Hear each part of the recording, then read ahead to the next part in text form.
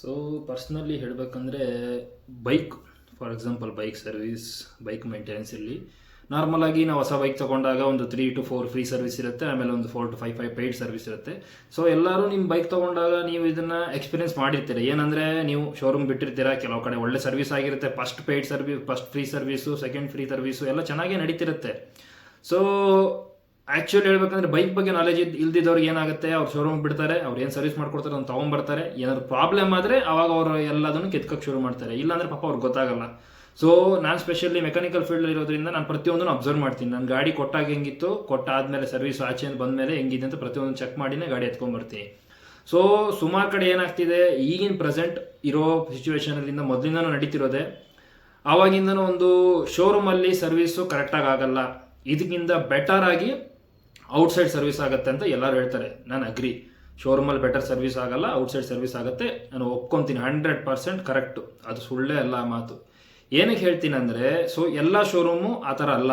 ನಾನು ಎಲ್ಲ ಶೋರೂಮ್ ಅಂತ ಹೇಳಕ್ಕೆ ಹೋಗಲ್ಲ, ನಾನು ಯಾವ ಬ್ರ್ಯಾಂಡ್ ಹೆಸರು ಇದು ಮಾಡೋಕ್ಕೆ ಹೋಗಲ್ಲ.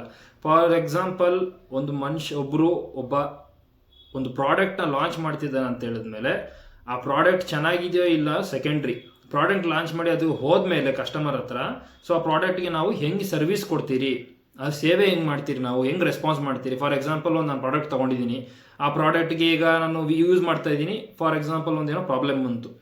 ಸೊ ಆ ಪ್ರಾಬ್ಲಮ್ಗೆ ನಾನು ಟಿಕೆಟ್ ರೇಸ್ ಮಾಡ್ತೀನಿ, ಆ್ಯಪ್ ಇದ್ರೆ ಟಿಕೆಟ್ ರೇಸ್ ಮಾಡ್ತೀನಿ, ಇಲ್ಲ ಕಾಂಟ್ಯಾಕ್ಟ್ ನಂಬರ್ ಇದೆ ಕಾಂಟ್ಯಾಕ್ಟ್ ಮಾಡ್ತೀನಿ. ಆ ಕಾಂಟ್ಯಾಕ್ಟ್ಗೆ ಅವ್ರ ಕಡೆಯಿಂದ ಹೆಂಗೆ ರೆಸ್ಪಾನ್ಸ್ ಬರುತ್ತೆ, ಅವ್ರು ಹೆಂಗೆ ಮಾತಾಡ್ತಾರೆ, ಹೆಂಗೆ ಬಿಹೇವ್ ಮಾಡ್ತಾರೆ, ಎಷ್ಟು ಕ್ವಿಕ್ಕಾಗಿ ಅದನ್ನು ಸಾಲ್ವ್ ಮಾಡಿಕೊಡ್ತಾರೆ, ಅದ್ರ ಮೇಲೆ ಡಿಪೆಂಡ್ ಆಗುತ್ತೆ ಪ್ರಾಡಕ್ಟ್ ಬೆಳಿಬೇಕಾ ಇಲ್ಲ ಬೀಳ್ಬೇಕಾ ಅನ್ನೋದು. ಸೊ ಇದೇ ಆಗಿರೋ ಪ್ರಾಬ್ಲಮು. ಒಳ್ಳೆ ಪ್ರಾಡಕ್ಟ್, ಒಳ್ಳೆ ಬೈಕ್ನ ಲಾಂಚ್ ಮಾಡ್ತಾ ಇದ್ದಾರೆ ಬೇರೆ ಬೇರೆ ಬೇರೆ ಬ್ರ್ಯಾಂಡ್ ಅವರು. ಸೊ ಲಾಂಚ್ ಆದಮೇಲೆ ಏನಾಗ್ತಿದೆ, ಒಂದು ಗಾಡಿ ಲಾಂಚ್ ಆಗಿ ಕರೆಕ್ಟಾಗಿ ಓಡಾಡ್ತಿದೆ ರೋಡ್ ಮೇಲೆ, ಎಲ್ಲರೂ ಒಂದೇ ಥರ ರೈಡ್ ಮಾಡಲ್ಲ. ಓಕೆ, ಜನರಿಗೆ ಏನಾಗುತ್ತೆ, ಪ್ರಾಬ್ಲಮ್ ಆಗುತ್ತೆ, ಅವರು ಯಾವ ಟೈಪ್ ಆಫ್ ರೈಡ್ನ ಮಾಡಬೇಕೋಸ್ಕರ ಬೈಕ್ನ ಚೂಸ್ ಮಾಡ್ತಾರೋ ಅಲ್ಲಿ ಮಿಸ್ಟೇಕ್ ಆಗೇ ಆಗುತ್ತೆ, ಇಲ್ಲ ಅಂತ ಹೇಳಲ್ಲ. ಬಟ್ ಸರ್ವಿಸ್ ಟೈಮಲ್ಲಿ ಪ್ರಾಬ್ಲಮ್ ಆಗ್ತಿರೋದು. ಬೈಕ್ನ ಬ್ಲೇಮ್ ಮಾಡಿ ನಾವು ಯೂಸ್ ಇಲ್ಲ, ಸೊ ಇಂಜಿನ್ನ ಬ್ಲೇಮ್ ಮಾಡಿ ನಾವು ಯೂಸ್ ಇಲ್ಲ. ನಾನು ಒಪ್ಕೊತೀನಿ, BS4 BS6 ಎಲ್ಲ ಆ ಹಳೆ ಗಾಡಿ ಥರ, ಕಾರ್ಬೊರೇಟರ್ ವೆಹಿಕಲ್ ಥರ ಫ್ಯೂಲ್ ಇಂಜೆಕ್ಟರ್ ಗಾಡಿ ಪರ್ಫಾರ್ಮೆನ್ಸ್ ಇರಲ್ಲ, ನಾನು ಒಪ್ಕೊತೀನಿ. ಆ ಮಜಾನೇ ಬೇರೆ, ಈ ಮಜಾನೇ ಬೇರೆ ಇರಲಿ. ಬಟ್ ಗಾಡಿ ಸರಿ ಇಲ್ಲ ಅಂತ ನಾವು ಹೇಳೋಕ್ಕಾಗ, ಗಾಡಿ ತುಂಬ ಸ್ಮೂತ್ ಆಗಿದೆ, ಗೌರ್ಮೆಂಟ್ ನಾರ್ಮ್ಸ್ ಪ್ರಕಾರ ಅದನ್ನು ಫಾಲೋ ಮಾಡಬೇಕಂತ ಹೇಳ್ಬಿಟ್ಟು ಚೇಂಜ್ ಆಗ್ತಾ ಬಂದಿದೆ, ಎಲ್ಲ ಕರೆಕ್ಟಾಗಿದೆ. ಮೇಯ್ನು ಸರ್ವಿಸ್ ಇರೋದು. ಸೊ ಒಂದು ವಸ್ತು ಆಗಲಿ ಏನೇ ಆಗಲಿ, ನಾವು ಅದನ್ನು ತಗೊಂಡ ಮೇಲೆ ಅದನ್ನು ಹೆಂಗೆ ಮೇಂಟೈನ್ ಮಾಡ್ತೀರ ಅನ್ನೋದ್ರ ಮೇಲೆ ಪ್ರತಿಯೊಂದೂ ಡಿಪೆಂಡ್ ಆಗಿರುತ್ತೆ.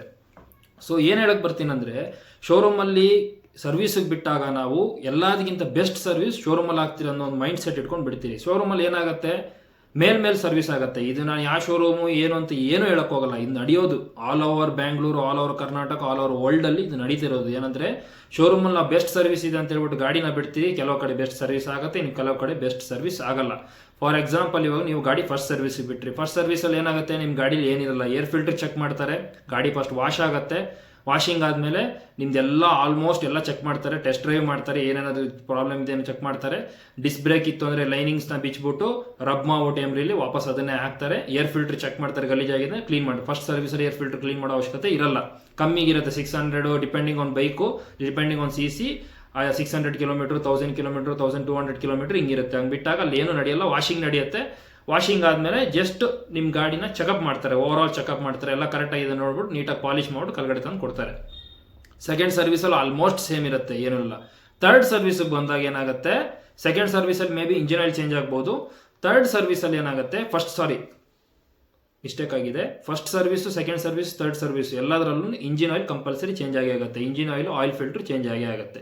ಸೊ ಇಂಜಿನ್ನು ಫ್ಯೂಚರಲ್ಲಿ ಚೆನ್ನಾಗಿರ್ಬೇಕಂದ್ರೆ ಅದೇ ಇಂಪಾರ್ಟೆಂಟು. ಇವಾಗ ಕಮ್ಮಿಗೆ ಚೇಂಜ್ ಆಯಿತು ಅಂದರೆ ಇಂಜಿನ್ ಯಾವತ್ತೇ ಒಂದು ತಿಳ್ಕೊಳ್ಳಿ, ನೀವು ಎಷ್ಟು ಕಮ್ಮಿ ಕಿಲೋಮೀಟ್ರಿಗೆ ಇಂಜಿನ್ ಚೇಂಜ್ ಮಾಡ್ತಿರೋ ಅಷ್ಟು ಒಳ್ಳೆಯದು. ಅದರಿಂದ ಯಾವುದೂ ಕೆಟ್ಟದಾಗೋದೇನಿಲ್ಲ, ಇಂಜಿನ್ ಕರೆಕ್ಟಾಗಿರುತ್ತೆ, ಅದರಿಂದ ಏನೂ ಪ್ರಾಬ್ಲಮ್ಸ್ ಇಲ್ಲ ಇಂಜಿನ್ಗೆ, ಸರಿನಾ. ಮೇಯ್ನು ಥರ್ಡ್ ಸರ್ವಿಸಲ್ಲಿ, ಥರ್ಡ್ ಸರ್ವಿಸ್ ಬಂದಾಗ ನಿಮಗೆ ಆಲ್ಮೋಸ್ಟು ಏರ್ ಫಿಲ್ಟರ್ ಚೇಂಜ್ ಆಗುತ್ತೆ, ಮತ್ತು ಸ್ಪಾರ್ಕ್ ಪ್ಲಗ್ ಚೇಂಜ್ ಆಗುತ್ತೆ. ನಾರ್ಮಲಿ ಡಿಫ್ರೆಂಟ್, ಇದೆಲ್ಲ ಗಾಡಿಗೂ ಅನ್ವಯಿಸಲ್ಲ, ಒಂದೊಂದು ಗಾಡಿಗೆ ಒಂದೊಂದು ಥರ ಡಿಫ್ರೆಂಟ್ ಇರುತ್ತೆ. ಡಿಫ್ರೆಂಟ್ ಬ್ರ್ಯಾಂಡ್ ಗಾಡಿಗೆ, ಡಿಫ್ರೆಂಟ್ ಮೇಕ್ ಗಾಡಿಗೆ, ಮತ್ತು ಡಿಫ್ರೆಂಟ್ CC ಗಾಡಿಗೆ ಡಿಫ್ರೆಂಟ್ ಆಗಿರುತ್ತೆ ಇದು. ಸೊ ಹೇಳೋದೇನೆಂದರೆ, ಹಂಗೆ ಅಂದ್ಕೊಂಡಾಗ ಈಗ ಫಾರ್ ಎಕ್ಸಾಂಪಲ್ಲು ಸೆಕೆಂಡ್ ಪೇಯ್ಡ್ ಸರ್ವಿಸ್ಗೆ ಹೋಗ್ತಾ ಇದ್ದೀರಾ ನೀವೀಗ, ನಿಮ್ಮ ಎಕ್ಸ್ಪೆಕ್ಟೇಷನ್ ಇರುತ್ತೆ, ಒಬ್ಬ ಮೆಕ್ಯಾನಿಕ್ ಅಂದರೆ ಗಾಡಿ ಬಗ್ಗೆ ನಾಲೆಜ್ ಇರೋನಿಗೆ, ಈ ಸಲ ನಂದು ಗಾಡಿ ಫ್ರಂಟ್ ಪಾಕೆಟ್ GB's ಪಾಕೆಟ್ ಇರುತ್ತೆ ಫ್ರಂಟಲ್ಲಿ. ಸೊ ಆ ಫ್ರಂಟಲ್ಲಿ ಚಿಕ್ಸ್ ಪಾಕೆಟ್ ಇರುತ್ತೆ. ಆ ಚಿಕ್ಸ್ ಪಾಕೆಟಲ್ಲಿ ಕ್ಯಾಪ್ ಇರುತ್ತೆ. ಆ ಕ್ಯಾಪ್ನ ರಿಮೂವ್ ಮಾಡಿ ಅದರೊಳಗಡೆ ಮಣ್ಣು ಕಸ ಗಲೀಜೆಲ್ಲ ಕೂತ್ಕೊಂಡಿರುತ್ತೆ. ಚೈನ್ ಲೂಬ್ ಹಾಕಿರ್ತಿರಲ್ಲ, ಅದರಿಂದೆಲ್ಲ ಅದು ಲೂಸ್ ಆಗಿ ಹೋಗಿ ಅಲ್ಲಿ ಕೂತ್ಕೊಂಡಿರುತ್ತೆ, ಕಟ್ಕೊಂಡಿರುತ್ತೆ ಅದು. ಸೊ ಅದನ್ನ ನೀವೇನು ಅನ್ಕೊಂಡಿರ್ತೀರ ಅದೆಲ್ಲ ಕ್ಲೀನ್ ಆಗಿರುತ್ತೆ ಅಂತ. ಆಲ್ಮೋಸ್ಟ್ ಆಲ್ ಶೋರೂಮ್ಸಲ್ಲಿ ಅದು ಕ್ಲೀನ್ ಆಗಲ್ಲ, ಕ್ಲೀನ್ ಮಾಡಲ್ಲ, ಯಾರನ್ನು ಬಿಚ್ಚಿ ಕ್ಲೀನ್ ಮಾಡಲ್ಲ. ನನಗೆ ಪರ್ಸ್ನಲ್ ಆಗಿ ಎಕ್ಸ್ಪೀರಿಯನ್ಸ್ ಆಗಿದೆ, ಕ್ಲೀನ್ ಮಾಡಲ್ಲ. ನನ್ನ ಹತ್ರ ಇರೋ 350 ಹೋಂಡಾ CB 350 RS ನನ್ನ ಗಾಡಿ ಅಷ್ಟು ಒಳ್ಳೆ ಶೋರೂಮಲ್ಲಿ ತೊಗೊಂಡ್ರು, ಹೈ ಎಂಡ್ CC ಗಾಡಿನೂ ಆದ್ರೂ, ಅಷ್ಟು ಪ್ರೊಫೆಷನಲ್ ಆಗಿ ವರ್ಕ್ ಮಾಡಿದ್ರು ಆ ಗಾಡೀಲಿ ಆ ಕೆಲಸ ಆಗಿಲ್ಲ, ಅವ್ರು ಬಿಚ್ಚಿ ಮಾಡಿಲ್ಲ. ಸೊ ಇದೆಲ್ಲ ಸೈಡ್ಗೆ ಇಟ್ಟರೆ, ಒಂದು ಅದು ಮಾಡಲ್ಲ, ಇನ್ನೊಂದು ಪ್ರಾಪರ್ ಆಗಿ ನಿಮ್ಮ ಗಾಡಿ ವಾಷಿಂಗ್ ಆಗಲ್ಲ. ನೀವು ಇನ್ಡೆಪ್ತ್ ಆಗಿ ನೋಡೋಕೆ ಹೋದ್ರೆ ಎಲ್ಲ ಕಡೆ ಕ್ಲೀನ್ ಆಗಿರಲ್ಲ, ಗಾಡಿ ಮೇಲ್ಮೇಲೆ ಮಾತ್ರ ಆಗಿರುತ್ತೆ. ಓಕೆ, ಇದೆಲ್ಲ ಎತ್ತಿ ಸೈಡ್ಗೆ ಇಟ್ಟರೆ ಲೋಕಲ್ ಗ್ಯಾರೇಜಿಗೆ ಬರ್ತೀನಿ. ಲೋಕಲ್ ಗ್ಯಾರೇಜಲ್ಲಿ ನಾನು ವರ್ಕ್ ಮಾಡಿದ್ದೀನಿ, ಪರ್ಸ್ನಲ್ ಆಗಿ ನಾನೇ ವರ್ಕ್ ಮಾಡಿದ್ದೀನಿ. ನಾರ್ಮಲ್ ಆಗಿ ಹೆಂಗ್ ಸರ್ವಿಸ್ ಆಗ್ತಿತ್ತು ಅಂದರೆ, ನೀವು ಬೈಕ್ನ ಕೊಟ್ಟಾಗ, ಫಾರ್ ಎಕ್ಸಾಂಪಲ್ ನಾನು ಇವಾಗ ಸ್ಪ್ಲೆಂಡರ್ ಅಂತ ಇಟ್ಕೊತೀನಿ, ಲೋಕಲ್ ಗ್ಯಾರೇಜಿಗೆ ಮಾತ್ರ ಹೇಳ್ತೀನಿ Splendor.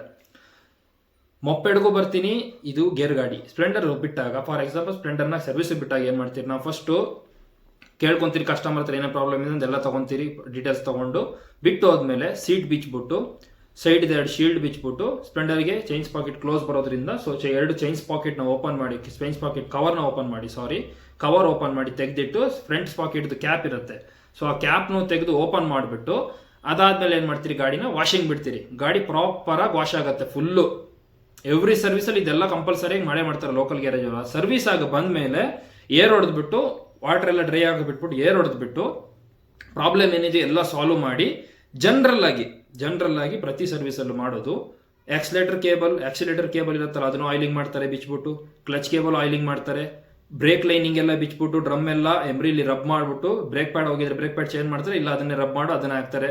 Break pad, normal pad, disc pad ಅಲ್ಲ, brake pads, normal brake pads ಬರುತ್ತಲ್ಲ, ನಾರ್ಮಲ್ ಬ್ರೇಕಲ್ಲಿ ಏನು ಮಾಡ್ತಾರೆ, ಆ ಡ್ರಮ್ಮಲ್ಲಿ ಪ್ಲೇಟ್ ಇರುತ್ತೆ, ಬ್ರೇಕ್ದು ಮೆಷಿನರಿ ಪ್ಲೇಟ್ ಇರುತ್ತೆ, ಆ ಪ್ಲೇಟ್ನ ರಿಮೂವ್ ಮಾಡಿ ಅದರಲ್ಲಿರೋ ಪ್ರತಿಯೊಂದು ಪಾರ್ಟನ್ನು ಬಿಚ್ಚಿ ಪೆಟ್ರೋಲಲ್ಲಿ ಬ್ರಷಲ್ಲಿ ವಾಶ್ ಮಾಡಿ ಆಮೇಲೆ ಗ್ರೀಸಿಂಗ್ ಮಾಡಿ ನೀಟಾಗಿ ಫಿಕ್ಸ್ ಮಾಡ್ತಾರೆ ಅದನ್ನು. ಅದು ಆ್ಯಕ್ಚುಯಲ್ ವೇ ಸರ್ವಿಸ್ ಅನ್ನೋದು ಅದಕ್ಕೆ. ಫ್ರಂಟ್ ವೀಲು ಬಿಚ್ತಾರೆ, ಬ್ಯಾಕ್ ವೀಲು ಬಿಚ್ತಾರೆ, ಫ್ರಂಟ್ ವೀಲ್ ಆಕ್ಸೆಲ್ಗೂ ಬೇರಿಂಗು ಎಲ್ಲದಕ್ಕೂ ಗ್ರೀಸಿಂಗ್ ಮಾಡ್ತಾರೆ, ಬ್ಯಾಕ್ ವೀಲ್ ಬೇರಿಂಗು ಎಲ್ಲದಕ್ಕೂ ಗ್ರೀಸಿಂಗ್ ಮಾಡ್ತಾರೆ, ಪ್ರತಿಯೊಂದು ಗ್ರೀಸಿಂಗ್ ಆಗಿ ಫಿಟ್ ಆಗುತ್ತೆ. ಸೊ ಇದರಿಂದ ಏನಾಗುತ್ತೆ, ಗಾಡಿ ಓಡಿಸೋಕೆ ತುಂಬ ಸ್ಮೂತ್ ಫೀಲ್ ಆಗುತ್ತೆ, ಎಲ್ಲ ಆಗುತ್ತೆ. ಬಟ್ ಏನು ಜನರ ಮೈಂಡಲ್ಲಿ ಒಂದು ಮೈಂಡ್ ಸೆಟ್ ಕೂತಿದೆ, ಸ್ಪೆಷಲಿ ನಮ್ಮ ಮಿಡಲ್ ಕ್ಲಾಸ್ ಜನಕ್ಕೆ ಎಲ್ಲರಿಗೂ ಗೊತ್ತಿರುತ್ತೆ, ಇದು ಅಫಿಷಿಯಲ್ಸ್ ಇರ್ತಾರಲ್ಲ ಅವ್ರಿಗೆ ಐಡಿಯಾ ಇರಲ್ಲ. ಲೋಕಲ್ ಗ್ಯಾರೇಜಲ್ಲಿ ಬಿಟ್ಟರೆ ಲೋಕಲ್ ಪಾರ್ಟ್ಸ್ ಹಾಕ್ತಾರೆ, ಲೋಕಲ್ ಇದು ಮಾಡ್ತಾರೆ, ಲೋಕಲ್ ಆಗಿ ಸರ್ವಿಸ್ ಮಾಡ್ತಾರೆ, ಆ ಟೈಪ್ ತಿಳ್ಕೊತಾರೆ ಜನ. ಅದು ಟೋಟಲಿ ರಾಂಗ್, ಯಾಕಂದ್ರೆ ಅವ್ರಿಗೆ ಗೊತ್ತಿರಲ್ಲ. ಮಿಡಲ್ ಕ್ಲಾಸ್ ಅವ್ರಿಗೆ ಗೊತ್ತಿರುತ್ತೆ ನಮಗೆ ಬೆಸ್ಟ್ ಸರ್ವಿಸ್. ಕೆಲವರಿಗೆಲ್ಲ ಏನಂದ್ರೆ ಅವ್ರ ಬೈಕ್ಗೆ ಸ್ಪೆಸಿಫಿಕ್ ಆಗಿ ಒಂದು ಗ್ಯಾರೇಜ್ ಫಿಕ್ಸ್ ಮಾಡ್ಕೊಂಡಿರ್ತಾರೆ. ಸೊ ಅವ್ರಿಗೆ ಆ ಒಬ್ಬ ಮೆಕ್ಯಾನಿಕ್ ಅವ್ನ ಕೈ ಕುತ್ಕೊಂಡ್ಬಿಟ್ಟಿರುತ್ತೆ ಆ ಗಾಡೀಲಿ. ಸೊ ಅವ್ರು ಆ ಗಾಡಿನ ಅವನೇ ಮೆಕ್ಯಾನಿಕ್ ರೆಡಿ ಮಾಡ್ತಿರ್ತಾನೆ, ಅದ್ರಲ್ಲಿ ಯಾವುದೇ ರೀತಿಯಾದ ಪ್ರಾಬ್ಲಮ್ ಅವ್ರಿಗೆ ಬರಲ್ಲ. ಸಮ್ಟೈಮ್ಸ್ ಅವ್ರು ಕ್ಲೋಸ್ ಮಾಡಿ ಏನಕ್ಕೂ ಇದ್ದಿಲ್ಲ ಅಂತ ಹೇಳಿ ಬೇರೆ ಕಡೆ ಕೊಟ್ಟಾಗ ಅವ್ರು ಚೇಂಜಸ್ ನೋಡ್ತಾರೆ. ಮತ್ತೆ ಇನ್ನೊಂದು, ಲೋಕಲ್ ಗ್ಯಾರೇಜಲ್ಲಿ ನೋಡಿ, ನೀವು ಅನ್ಕೋಬಹುದು ಅವ್ರು ಲೋಕಲ್ ಪಾರ್ಟ್ಸ್ ಆಗಿ ಯೂಸ್ ಮಾಡ್ತಾರಂತ. ಓಕೆ, ಒಪ್ಕೊಂತೀನಿ, ನಾನು ಲೋಕಲ್ ಪಾರ್ಟ್ಸ್ ಯೂಸ್ ಮಾಡ್ತಾರೆ ಲೋಕಲ್ ಗ್ಯಾರೇಜ್ ಅವರು, ಇಲ್ಲ ಅಂತ ಹೇಳಲ್ಲ. ಯಾರು ಏನು ಹೇಳ್ದಿರೋ ಗಾಡಿ ಕೊಡ್ತಾರೋ ಅವ್ರು ಲೋಕಲ್ ಪಾರ್ಟ್ಸ್ ಯೂಸ್ ಮಾಡೇ ಮಾಡ್ತಾರೆ. ಹೇಳೋದೇನಂದ್ರೆ, ಈಗ ನಿಮ್ ಸ್ಪೆಸಿಫಿಕ್ ಆಗಿ ನನಗೆ ಇಂಥದ್ದೇ ಎಲ್ಲ ನೋಡಿ, ನನ್ನ ಗಾಡಿ ಹೀರೋ ಹೋಂಡಾ, ಸೊ ನನಗೆಲ್ಲ ಹೀರೋ ಪಾರ್ಟ್ಸೇ ನನಗೆ ಹಾಕಬೇಕು ನನ್ನ ಗಾಡೀಲಿ, ನೀವೆಲ್ಲ ಒರಿಜಿನಲ್ ಪಾರ್ಟ್ಸ್ ಹಾಕಿ ಅಂತ ಹೇಳಿದ್ರೆ ಅವ್ರು ಹಾಕ್ತಾರೆ, ದಯವಿಟ್ಟು ಹಾಕ್ತಾರೆ. ಹಂಗೂ ನಿಮ್ಗೆ ಅಷ್ಟು ನಂಬಿಕೆ ಇಲ್ಲ ಅಂದ್ರೆ ಲೋಕಲ್ ಗ್ಯಾರೇಜ್ ನೀವೇನು ಮಾಡಿ, ನಿಮ್ಮ ಕಡೆಯಿಂದ ನೀವು ಪರ್ಚೇಸ್ ಮಾಡಿ ಪಾರ್ಟ್ಸ್ನೆಲ್ಲ ತೊಗೊಂಡೋಗಿ ಅವ್ರು ಕೊಟ್ಬಿಡಿ. ಅವ್ರು ಅದನ್ನು ಫಿಕ್ಸ್ ಮಾಡಿ ಅವ್ರದ್ದು ಏನಿದೆ ಅದು ಲೇಬರ್ ತೊಗೊತಾರೆ. ನಾನು ಹೇಳೋದು ಇಷ್ಟೇ, showroom specially official showroom service ಏನು ನಡೆಯುತ್ತೋ ಅದರಲ್ಲಿ ದಯವಿಟ್ಟು ತುಂಬ ಇಂಪ್ರೂವ್ಮೆಂಟ್ ಮಾಡಬೇಕು ಅಂತ ನಾನು ಕೇಳ್ಕೊಳ್ಳೋದು. ಯಾಕಂದರೆ ಜನರು 80% ನಂಬೋದು ನಿಮ್ಮನ್ನೇ, 80% ನಂಬೋದು ಶೋರೂಮ್ ಸರ್ವಿಸ್ನ ಜನರು. ಅದಕ್ಕೆ ಬಿಡ್ತಾರೆ. ಇವತ್ತವರೆಗೂ ಎಷ್ಟೊಂದು ಜನ ಶೋರೂಮ್ಗೆ ಸರ್ವಿಸ್ ಬಿಟ್ಟು ಸರ್ವಿಸ್ ಮಾಡಿಸ್ಕೊಂಡು ಬಂದವರು ಇದ್ದಾರೆ. ತುಂಬ ನನ್ನ ಲೈಫಲ್ಲಿ ನಾನು ನೋಡ್ದಂಗೆ ಬ್ಯಾಟ್ರಿ ಚೇಂಜ್ ಆಗಿರೋದು, ಗಾಡಿ ಸ್ಕ್ರ್ಯಾಚಸ್ ಆಗಿರೋದು, ತುಂಬ ಪ್ರಾಬ್ಲಮ್ ಇದೆ. ಹೇಳ್ತಾ ಹೋಗ್ತಾರೆ, ಭಾಳ ದೊಡ್ಡ ಲಿಸ್ಟ್ ಇದೆ. ಅದನ್ನ ಇನ್ನೊಂದು ವೀಡಿಯೋದಲ್ಲಿ ನಾನು ಕವರ್ ಮಾಡ್ತೀನಿ. ವೀಡಿಯೋ ಜಾಸ್ತಿ ಲಾಂಗ್ ಆಗಿ ಬಿಡಲ್ಲ ನಾನು ಹೇಳೋದೇನೆಂದರೆ, ಎಲ್ಲ ಶೋರೂಮ್ವರೆಗೂ ದಯವಿಟ್ಟು ನಿಮ್ಮ ಸರ್ವಿಸ್ನ ಇಂಪ್ರೂವ್ ಮಾಡ್ಕೊಳ್ಳಿ. ಲೋಕಲ್ ಗ್ಯಾರೇಜ್ ಅವ್ರಿಗೆ ನಾನು ಏನೂ ಹೇಳಕ್ಕೆ ಬರಲ್ಲ. ನಾನು ಹೇಳೋದು ಶೋರೂಮ್ ಅವ್ರಿಗೆ ದಯವಿಟ್ಟು ನಿಮ್ಮ ಸರ್ವಿಸ್ನ ಇಂಪ್ರೂವ್ ಮಾಡಬೇಕು.